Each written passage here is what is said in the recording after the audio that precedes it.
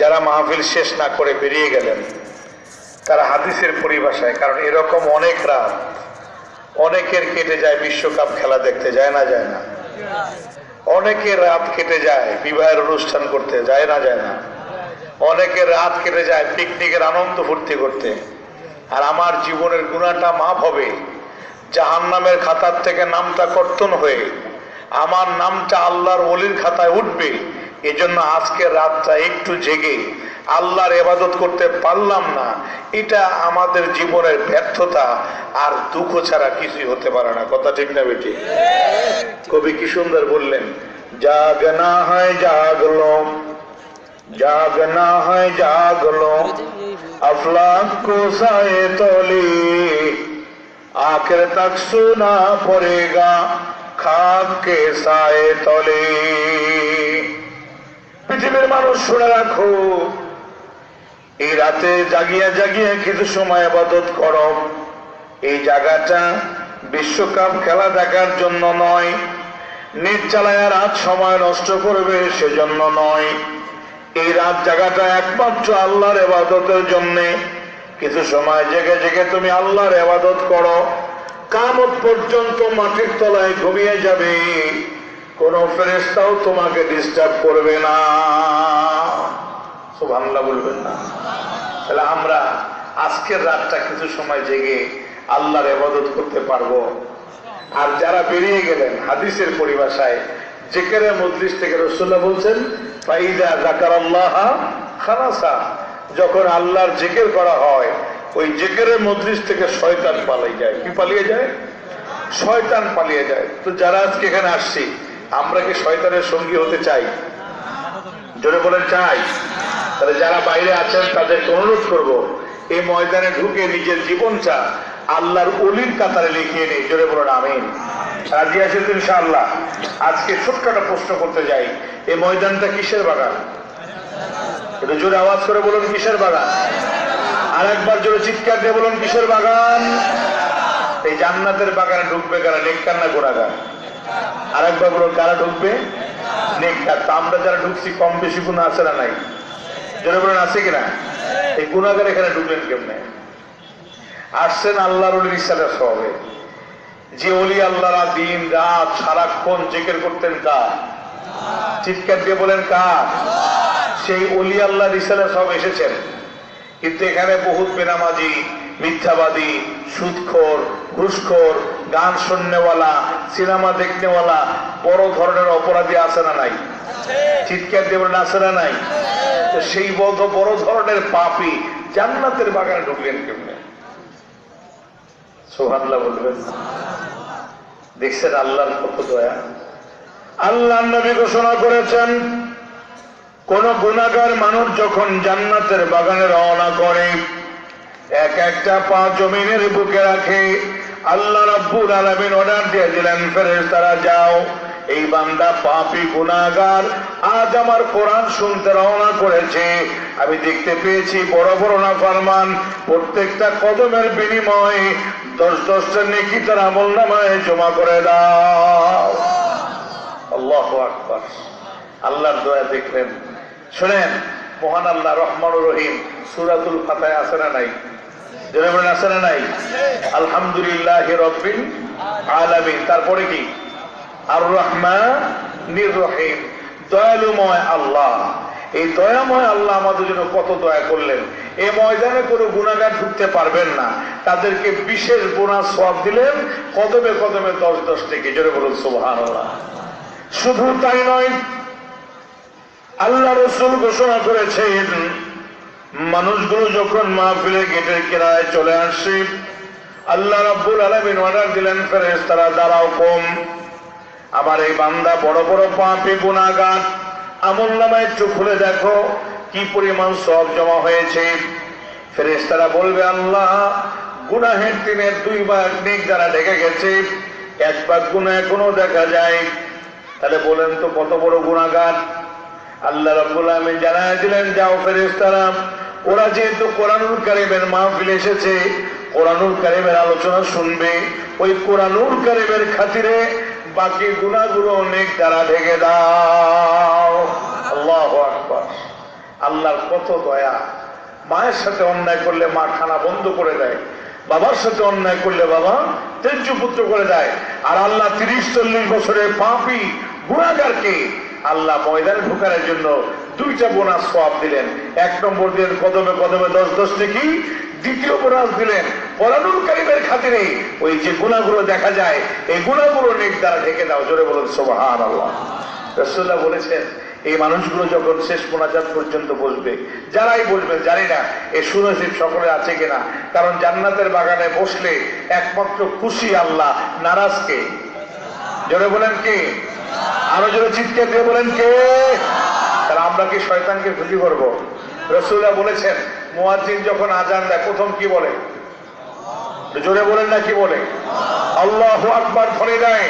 আল্লাহু আকবার ধ্বনি শুনে রাসূলুল্লাহ বলেছেন মুয়াজ্জিন যখন আল্লাহু আকবার ধ্বনি দেয় শয়তান পিছন থেকে বায়ু ছাড়তে ছাড়তে পালায়। সুবহানাল্লাহ বলবেন না? তাহলে সেই শয়তানকে কি আমরা কাছে রাখবো? জোরে বলেন কাছে রাখবো? একটা বীর বিক্রমে তকবীর হবে, রাজি আছি তো? এই কয়েকদিন আগে ভারতের তিনপুরে একটা প্রোগ্রামে গিয়েছিলাম, বলছিলাম মুসলিম ভাইরা ইমানকে মজবুত করেন, কারণ হযরত ওমর রাদিয়াল্লাহু তাআলা বলেছিলেন যে আমরা যখন যুদ্ধের ময়দানে তাকবীর দিতাম নাজিদু ঈমানানা, আমাদের ঈমান বৃদ্ধি পেয়ে যেত। জোরে বলুন সুবহানাল্লাহ। তো সেই তাকবীর যখন দিতে বলছিলাম সোনামুড়া চেকপোস্টের পাশে অনেক বিএসএফরা দাঁড়িয়ে ছিল আমার বক্তৃতা শোনার জন্য। দেখলাম যে যদি একটা কথা ছুটে যায় হিন্দুদের বিরুদ্ধে তাহলে অ্যারেস্ট হয়ে যাব, বিনা কৈফিয়তে জেল কাটতে হবে। একটা স্লোগান দাও যে স্লোগানে তাকবীরে ওদের অন্তরকে পড়বে আর ওরা অনায়াসে চলে যাবে। সুবহানাল্লাহ বলবেন না? তো যেই বলেছিলাম নারায়ে তাকবীর, এমন বীর বিক্রম আওয়াজ দিছে, এমন জোরে বিকট শব্দে 15-20 হাজার মুসলিম দাঁড়ায় আল্লাহু আকবার ধ্বনি দিছে। এই ধ্বনিতে বিএসএফ এমন ভাবে কাঁপে উঠছে ওদের কাঁধের অস্ত্র জমিনে পড়ে গেছে। সুবহানাল্লাহ বলবেন না? একজন আরেকজনকে ডাক দিয়ে বলে বস তোমরা যদি ওরা আরো চিৎকার দেবে, ওদের চিৎকার আমাদের ভয় লেগে গেছে, তাড়াতাড়ি চলো। সুবহানাল্লাহ বলবেন না? একজনও নাই। সে তকবীরও আছে বাংলার জমিনে আছে না নাই? মানুষও আছে না নাই?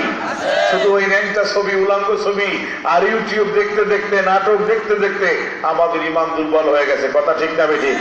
একটা তকবীর দিব তো হাত উঁচু করে, পারবো তো ইনশাআল্লাহ? কি জোরে না আসতে হবে? কি বলেন? জোরে না আসতে হবে? ওই বাইরে দোকান পাড়ে যারা ঘুরছে তাদের গুনাহগুলো মাফ করার দরকার আছে না নাই? আল্লাহ যদি অর্ডার দিতে নাই যারা বড় বড় বিশাল পাহাড় পরিমাণ গুনাহগার ওরা আমার জান্নাতের বাগানে ঢুকে গুনাহ মাফ করতে পারলো না, ওদের জন্য এক একটা সাপ বরাদ্দ আছে।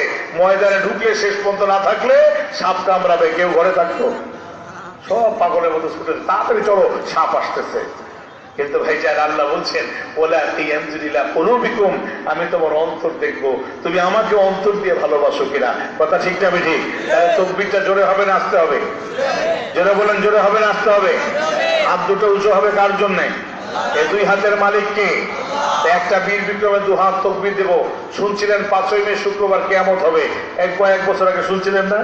4 মে বিকালবেলা আমি দেখলাম ঢাকা গাবতলী থেকে মানুষজন সব বাড়ির দিকে রওনা করছে। জিজ্ঞেস করলাম চাচা কোথায় যাচ্ছেন? হুজুর জানেন না কালকে না কিয়ামত হবে? আমি বললাম কিয়ামত তো ঢাকায় হবে, আপনার বাড়িতে তো হবে না। হুজুর এতখানে তো খেয়াল করি নাই। ভাইজান আজকে আসল নিজের জীবনে গুনার কোনো শেষ নাই। যে কয়জন আছেন ওই কয়জনই যদি আল্লাহর ওলি হতে পারেন এটাই তার জীবনের শেষ নাজাত ছিল। জোরে বলুন সুবহানাল্লাহ। তাহলে তাকবীরটা জোরে হবে না আসতে হবে? কিন্তু ভাইজান এখানে ঢুকছেন একজন গুনাহগার না, গুনাহগুলো নেক দ্বারা ঢেকে দিছে, গুনাহ কিন্তু মাফ হয় নাই। রাসূলুল্লাহ বলেছেন যারা শেষ পর্যন্ত অবস্থান করবে, চোখের পানি ছাড়বে, তওবা করবে, আল্লাহর কাছে কাঁদবে, আল্লাহ তখন বলবো ফেরেশতারা যাও ওই বান্দার জীবনে ঢাকা গুনাহগুলো সহ সব গুনাহ মাফ করে দিলাম। জোরে বলুন সুবহানাল্লাহ। আর যারা মাঝখান দিয়ে উঠে গেলেন, চলে গেলেন, দোয়া করলেন না, কাঁদলেন না, আল্লাহর উপরে বলবেন ফেরেশতারা ও তো ময়দানে ঢোকার পারমিশন ছিল না, আমি পুরো সব দিয়ে ঢুকিয়েছি, ও আমার কাছে তওবাও করলো না, ক্ষমাও চাইলো না, বাসায় ফিরে যাচ্ছে, যাও আর বোনাস সবগুলো রেখে দাও, আর যে গুনাহ নিয়ে আসছে সেই গুনাহগুলো নিয়ে ঘরে ফেরত দাও। আমরা কি গুনাহগুলো নিয়ে যেতে চাই ঘরে? জোরে বলেন যেতে চাই? আল্লাহ কবুল করেন, চিৎকার দিয়ে বলেন আমিন। তাহলে তাকবীরটা জোরে হবে না আসতে হবে? এইবার 2 হাত উঁচু করে তাকবীর হবে। যে যেখানে আছেন তাকবীরটা দিলে বাইরের যারা আসে ওরা বসে যদি একটু হেদায়েত পায়, আল্লাহ বলছেন কোরআনুল কারীমে ফাযাক্কির ইন নাফাতিয যিকরা, নসিহত করো উপকারে আসতেও পারে। সুবহানাল্লাহ বলবেন না?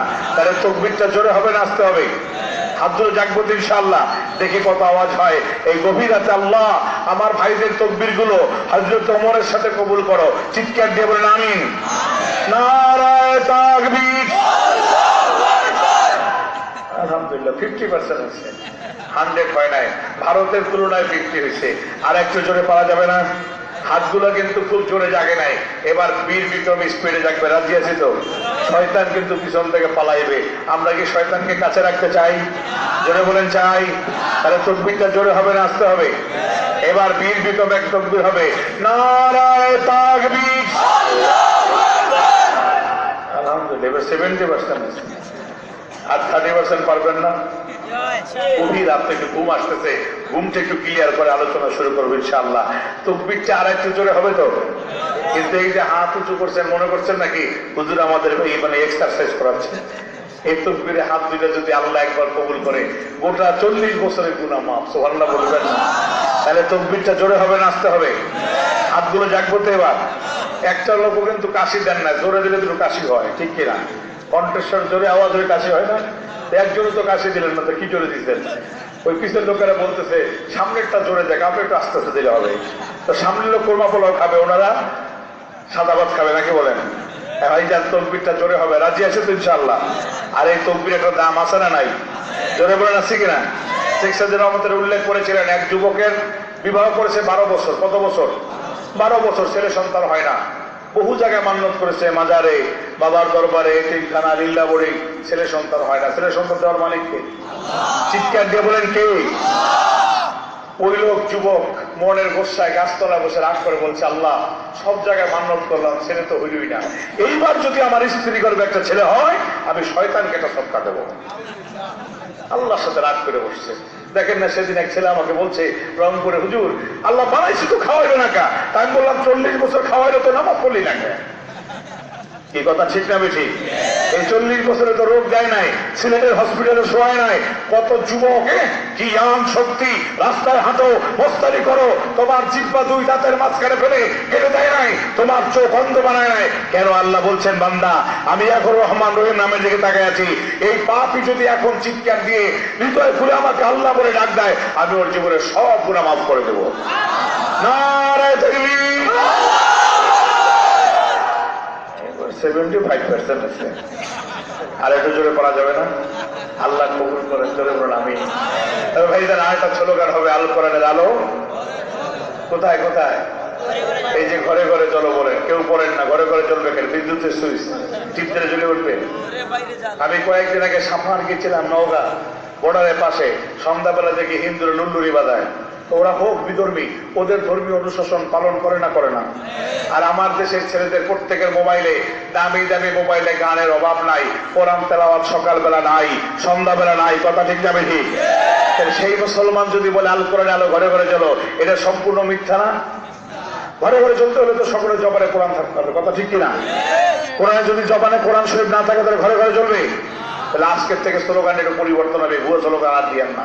আজকের থেকে স্লোগান হবে আল কোরআন আলো অন্তরে চলো। কোথায় চলবে? চিৎকার দিয়ে বলেন কোথায় চলবে? রাজি আছে তো ইনশাআল্লাহ? আল্লাহ কবুল করেন, চিৎকার দিয়ে বলেন আমিন। ভাইরা আমার, 12 বছর ছেলে সন্তান নাই। আল্লাহ রাব্বুল আলামিন আল্লাহর সাথে গোসা করে বললেন, এই বছর যদি আমার স্ত্রী গর্ভে একটা সন্তান হয়, শয়তানকে একটা সদকা দিব। আল্লাহ রাব্বুল আলামিন জানায় দিলেন, ঠিক আছে সন্তান দিলাম, শয়তান কোথায় পাও? ওই বছরই আল্লাহ স্ত্রী সন্তান দিয়েছে। সুবহানাল্লাহ বলবেন না? 1 মাস চলে গেছে, সন্তান কোলে নেয় না, আদর করে না। স্ত্রী ডাক দিয়ে বলল, প্রাণের স্বামী ব্যাপারটা কি? সন্তান তো কোলে নেন না, আদরও করেন না।